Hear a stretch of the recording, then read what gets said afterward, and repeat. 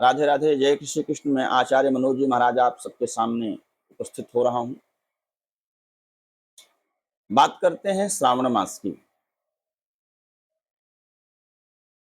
इस समय आषाढ़ कृष्ण पक्ष चल रहा है। 22 जुलाई दिन सोमवार से श्रावण मास प्रारंभ हो रहा है। श्रावण मास का अर्थ होता है श्रवण, मतलब श्रावण में श्रवण करना। श्रावण में पुराणों के श्रवण करने का महत्व है। भागवत सुनिए, शिव पुराण सुनिए, देवी भागवत सुनिए। कथाओं के श्रवण करने का महत्व है। श्रावण महीना पार्थिवार्चन के लिए विशेष श्रेष्ठ माना गया है। एक महीना लगातार बिना कोई मुहूर्त देखे हर महीने में पार्थिवार्चन के लिए मुहूर्त की आवश्यकता होती है, लेकिन श्रावण महीने में भगवान भोलेनाथ स्वयं एक महीने के लिए धराधाम पर विराजमान होते हैं। इसीलिए कोई मुहूर्त देखने की आवश्यकता नहीं होती। इस महीने में किसी दिन भी आप भगवान का रुद्राभिषेक करते हैं तो आपके जीवन में खुशियां ही खुशियां आती हैं। और कोई व्यक्ति अगर पार्थिवार्चन नहीं कर पाता है तो नर्मदेश्वर शिवलिंग पर, स्फटिकेश्वर शिवलिंग पर, पारद शिवलिंग पर रुद्राभिषेक कराने का भी विशेष फल प्राप्त होता है। जिसके घर में जगह का अभाव हो, वह किसी कारण से रुद्राभिषेक नहीं करने का इच्छुक है तो आसपास के मंदिर में, शिवालय में जाकर के भगवान शिव का रुद्राभिषेक कराए। श्रावण महीने में रुद्राभिषेक कराने का विशेष फल है। अब की बार माताओं बहनों से मैं कहना चाहता हूं कि कुछ लोग पूछती हैं कि श्रावण महीने का सोमवार कब से रखें। तो अब की बार तो इतना शुभ श्रावण पड़ रहा है कि इस श्रावण महीने में 5 सोमवार पड़ रहे हैं।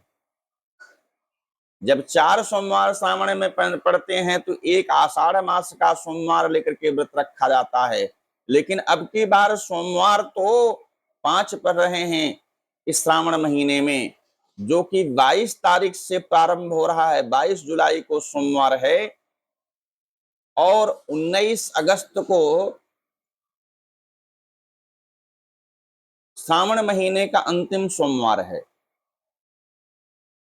ये अपने उत्तर भारतीय की मान्यता के अनुसार, बाकी महाराष्ट्र की मान्यता के अनुसार 19 अगस्त से 15 दिन और उस पार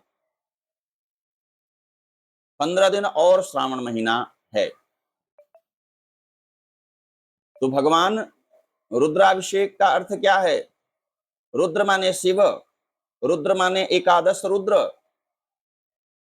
हम भगवान के एकादश रुद्र को, द्वादश ज्योतिर्लिंग को मानक मान करके, उनका षोडशोपचार पूजन करके, उनके ऊपर दूध दही घी मधु शक्कर इत्यादि से पूजन करके, पंचामृत स्नान इत्यादि करा करके, धूप दीप नैवेद्य प्रदान करते हुए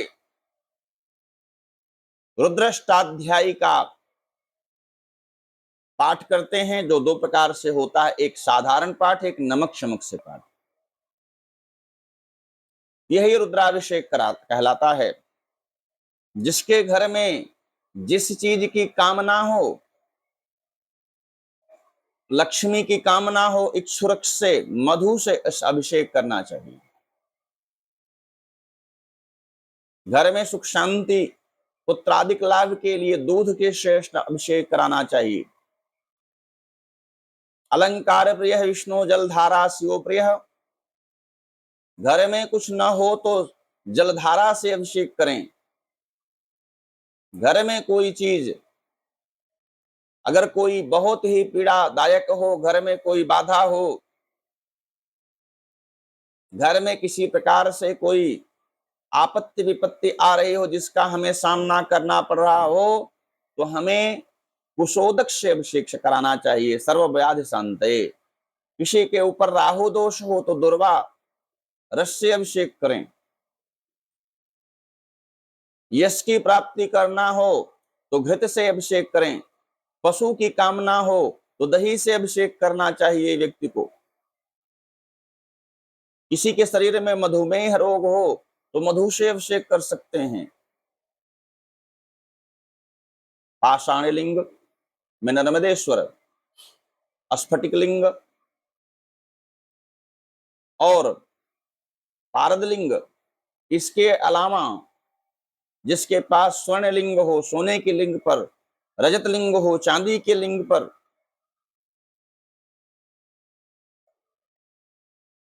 ताम्र लिंग हो, तांबे के लिंग पर, लौह लिंग हो, लोहे के लिंग पर अभिषेक कर सकते हैं। सबका अलग अलग महत्व है, सबका अलग अलग फल है। भोलेनाथ की, भगवान की बहुत बड़ी कृपा हमारे जीवन में प्राप्त होती है अगर हम श्रावण महीने में किसी न किसी दिन अगर किसी वैदिक ब्राह्मण को बुला करके उस अपने घर में रुद्राभिषेक कार्यक्रम करते हैं तो जीवन में सुख शांति समृद्धि और घर का रोग दोष शमन होता है। इसलिए हर व्यक्ति को श्रावण महीने में रुद्राभिषेक कर्म करना चाहिए, यथाशक्ति यथा भक्ति। यह रुद्राभिषेक एक ब्राह्मण से भी हो सकता है, 3 ब्राह्मण से भी हो सकता है, 5 ब्राह्मण से भी हो सकता है, 11 ब्राह्मण से भी हो सकता है।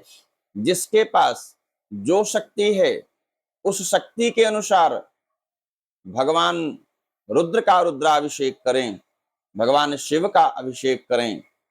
अब ऐसा करने से भगवान भोलेनाथ आशुतोष तुम अवधरदानी, आरति हरहु दीन जन जानी, विश्वनाथ ममनाथ पुरारी, त्रिभुवन महिमा वेदित तुम्हारी।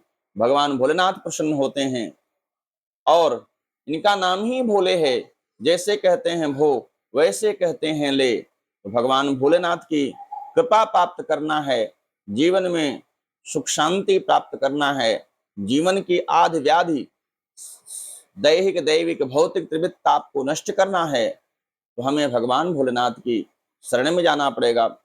भगवान राम भी भगवान भोलेनाथ की शरण में गए। रावण से युद्ध करने के पहले उन्होंने लिंग थाप विधिवत कर पूजा, शिव समान प्रिय को न दूजा। ऐसा किया, हमें भी करना चाहिए। वही हमारे बीच में रामेश्वरम के नाम से उपस्थित हुए। तो भक्तों, आने वाले समय में श्रावण मास की आप सबको बहुत बहुत शुभकामनाएं और श्रावण में 5 सोमवार का लाभ लें माताएं बहनें व्रत करके और पूरा महीना आप लोग रुद्राभिषेक कर्म कराएं और उसका बहुत बड़ा फल है। जय भोलेनाथ, जय भोलेनाथ, जय भोलेनाथ।